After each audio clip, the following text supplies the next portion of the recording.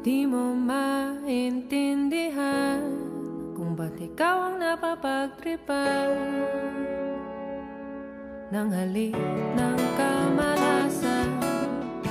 Kinapang mong marahan ng hagdanan para lamang makidlatan sa kahitaas-taasan. Ngunit kaibigan, huwag kang magpapasindak.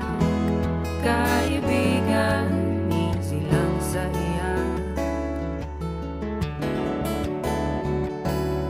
Dahil wala ring mangyayari, tayo'y walang mapapala. Huwag mong pigilan ang pagbuhos ng ulan.